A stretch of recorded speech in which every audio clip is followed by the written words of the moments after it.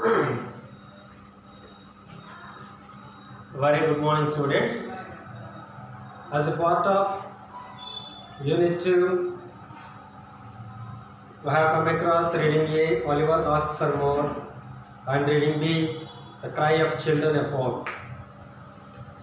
And as a whole, the unit deals with the social issues, and especially here the social issue intended, that is child labor. Many of the children who are of the age to go to school, they are deprived of education because of various factors, and somehow they are working. Though the Constitution of India prohibited children working below the age of 14, it is very predominant in India, like developing countries. Children still working. The main reason, the families are poor, and parents intended to send their children working for small wages. Of course, the government providing many of the incentives in the form of free education, free book supply, and midday meal, and many more. But still it's going on. Here is such a kind of story in the form of reading. See for us, a boy Ramesh and a girl Shanti. How different they are by being trapped in child labor, suffered, and what helped them. Let us see. Let me look into the text and try to read it. Ramesh was 14 years old boy. 14 years old boy is probably of your age or just above. He left his widowed mother and 3 younger sisters back in Bihar. He took up a long travel of hundreds of miles to find a new future. He reached Hyderabad, one of the main cities in India. You know, it is very common. Villagers migrating to cities and towns for some livelihood. Likewise, a boy called Ramesh also left his family there in his native state Bihar and traveled to our city Hyderabad to find some job. On reaching the city, he found that the streets were not paved with gold. Finding a job was not an easy task. Cursed by hunger, he joined a group of rag pickers. He started working early in the morning and toiled until late evening, only to earn nearly 10 rupees a day. Life was not a dream for him. Let us see. With great expectations, he has reached Hyderabad. But without proper education, without proper physical strength, without proper ability of working, one cannot get job easy. So before we start working, we need to acquire few qualifications, some energies. But unfortunately, this Ramesh doesn't know all this and reached Hyderabad. And after coming to Hyderabad, he understood it is not so easy getting a job, and so he joined few other boys, wanderers, to pick some waste material on roadside. Okay, this is what called. We do observe few carrying a huge bag on their back and keep on collecting small things like plastic, iron, something like that. So this is the work he adopted, and meantime he sold that and earned hardly 10 rupees a day. Is it possible for any person to feed himself or herself just with 10 rupees in a city like Hyderabad? Just imagine how difficult it is the life for him. Then, luckily he got a helping hand from the child line when some rescuer called 1098 helpline. You know, government has provided many of the helplines. The better and popular one we know 108, where medical aid is readily available, and 104 also, 104 in rural areas. Likewise, child rescue 1098 is the helpline center. If you do observe in your cover page backside, let us see. It is an advertisement that is provided in each of the textbook. So any child who is undergoing a trouble can call this child line. It is a free call. Child line 1098 is a national 24-hour free emergency telephone helpline and outreach service for children in need of care and protection. Okay, so anybody whoever observe a child is working in a pathetic condition can call and help those children. So hope you also can do that. So somebody else called 1098 and the team rescued our Ramesh. Ramesh is now one of the beneficiaries of Andhra Pradesh state-based project for the elimination of child labor. So by that he was lucky and he got taken care by this child line. Now he is one of the beneficiaries. He got benefited by this child line. And here is one more story.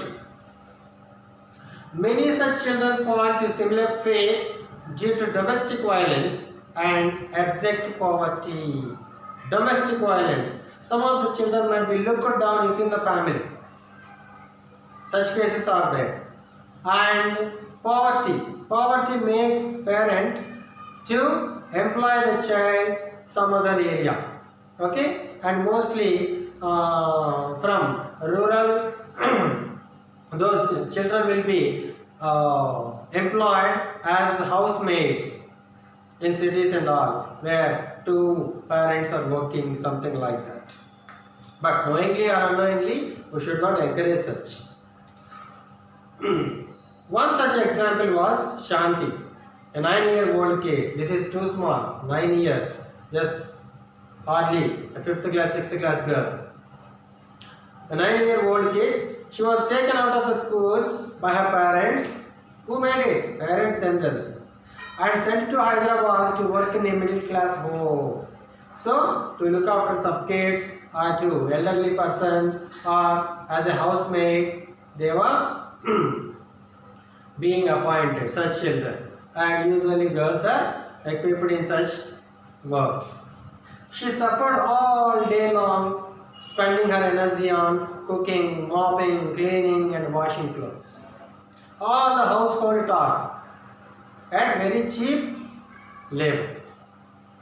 Worse was to come, the owners locked her up in a tiny room when they went out.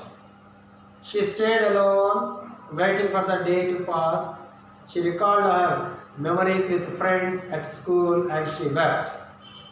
See how pathetic the situation is. The people who are living in Hyderabad, mostly it is a city and they are not in a position to believe anybody. So they cannot give the key or can open the home and leave for any of the job. So that they put the girl inside and locked the door and went off. It's a routine.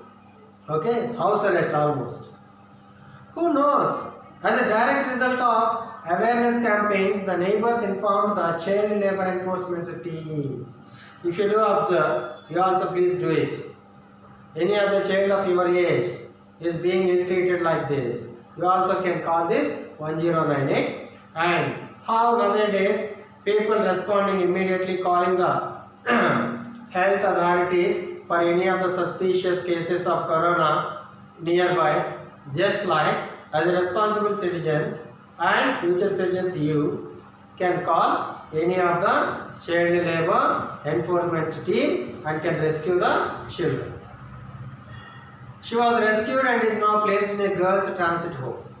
Who knows how many such unreached are waiting to be rescued? These are only two examples. There might be a number of children like that. Let us know what it is this. Child rights and you. child rights and you. You need to remember it. You have rights as children. Child rights and you. The acronym can be CRY. Simplified as cry. But you don't cry. Okay. So it is for rescuing the people who are crying. CRY is an organization that believes that children are citizens and they have their own rights.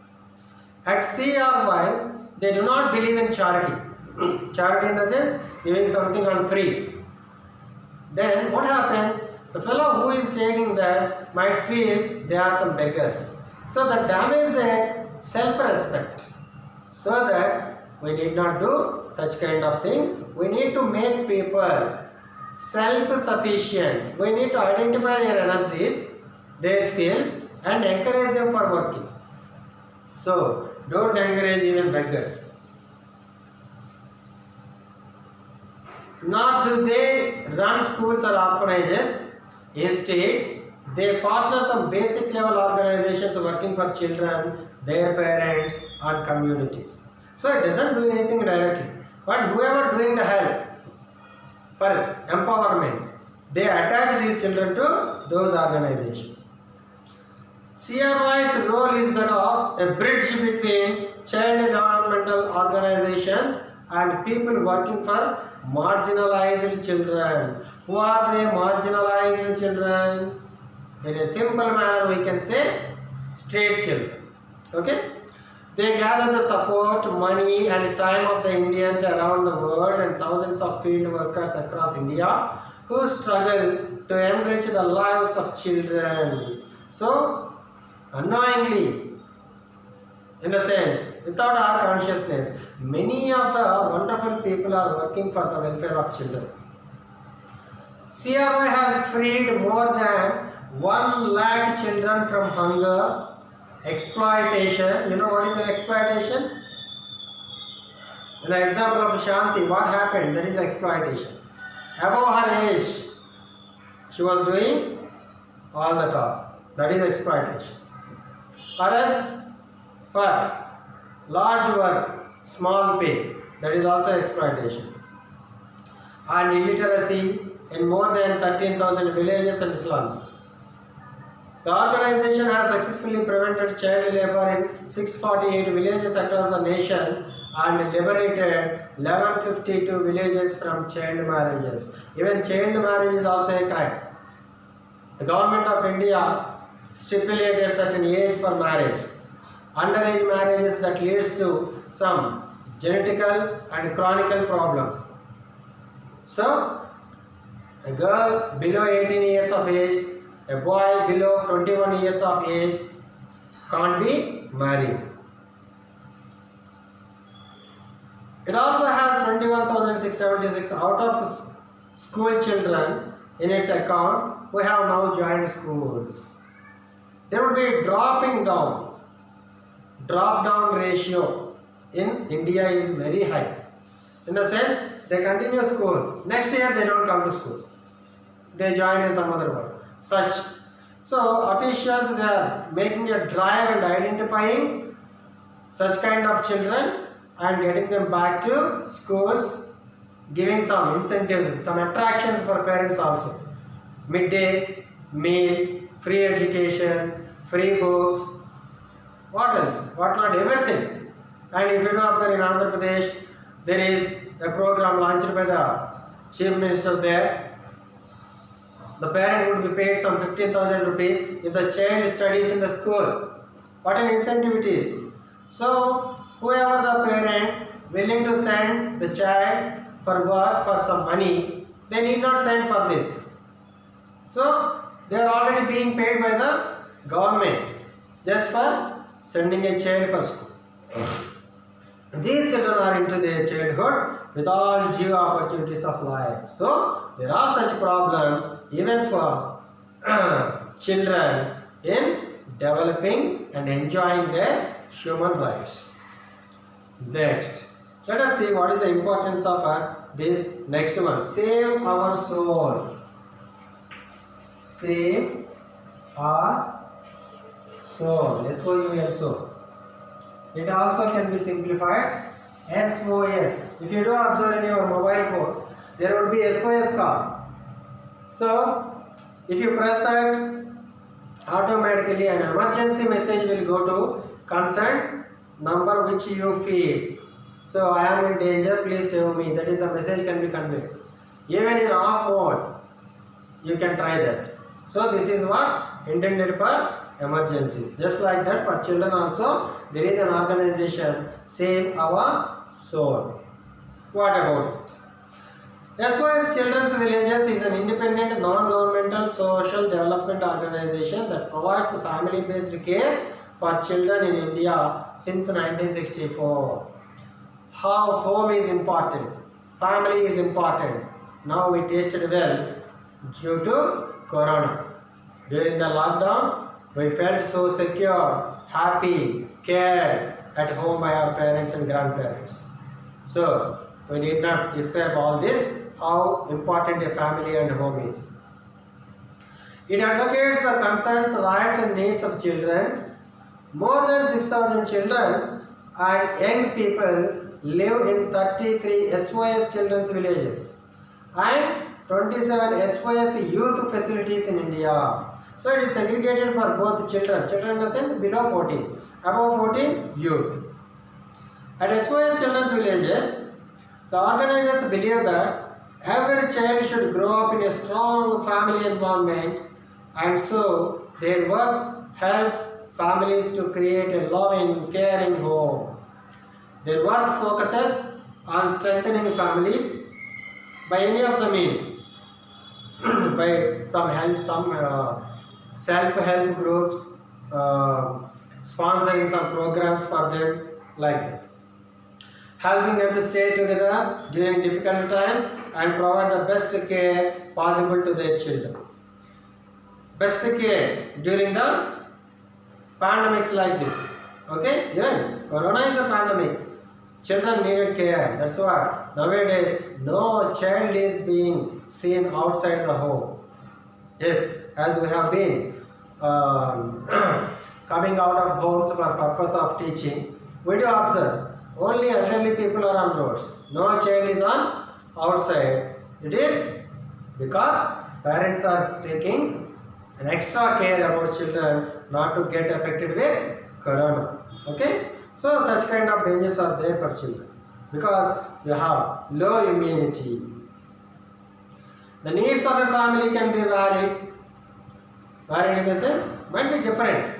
Some need money, some need employment, some need some elderly person like that. SOS Children's Village experts work with families to help them develop a wide range of skills from household budget planning, how to get a job and earning a living, to bonding with a child or young person and learning to create a stable family life at home. So they are creating families for them. Sometimes, however, it is not possible for a child to stay in the family. Some children, they escape from the family.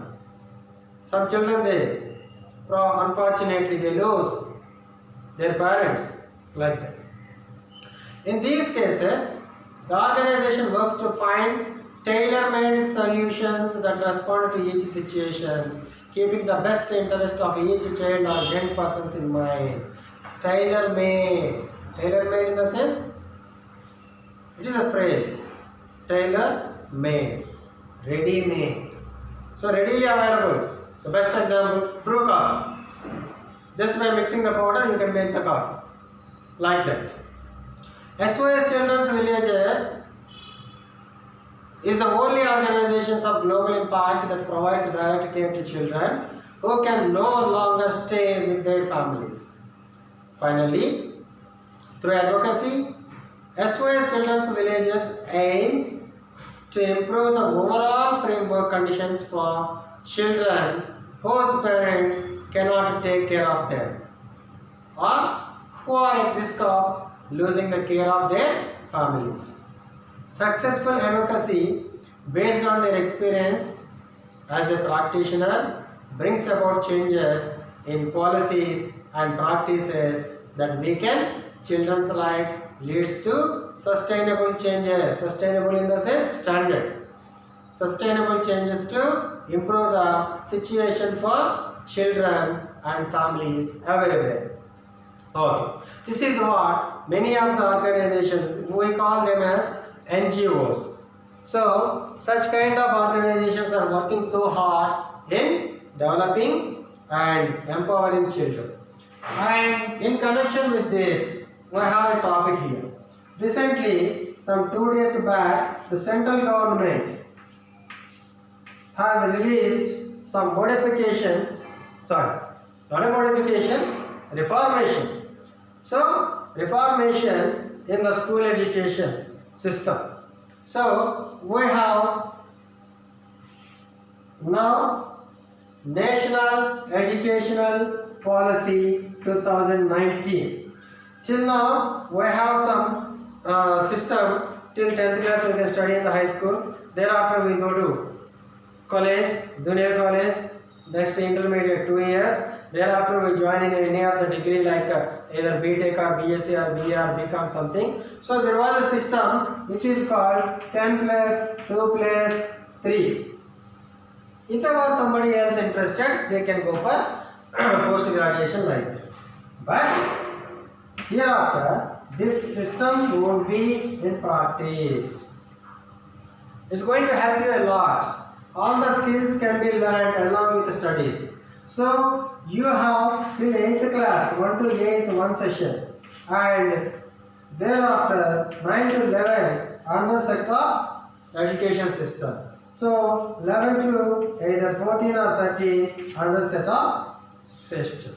So, likewise, along with the academic learning, there would be a skill-oriented learning.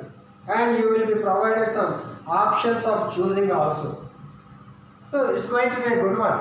Always, the reformation is always contributing for something well-being. So, we are going to adapt to that shortly, probably next year. So, in this connection and announcing this national educational policy by the Human Development Committee of the central government, it is made mandatory children of 18 years must be in schools and colleges. Till now in the Constitution of India it is mentioned only up to 14. But it is called free and compulsory education. Free and compulsory education. This is made mandate for all children within India. So all children must be learning. Once they learn, acquire some skills, they become automatically self-sufficient. Either they can get jobs or they can start their own industry or any of the creative establishment. Okay, so child labor is going to be such barrier for the progress and growth of the nation as well as children themselves. In this connection, some modifications are already thought and going to be implemented by the central government, and hope we succeed in future with lots of skills. Okay, this is about the unit 2 of your class 8. So in this connection, you are provided a worksheet, and please go through that and try to answer and send those in time. Okay, thank you very much.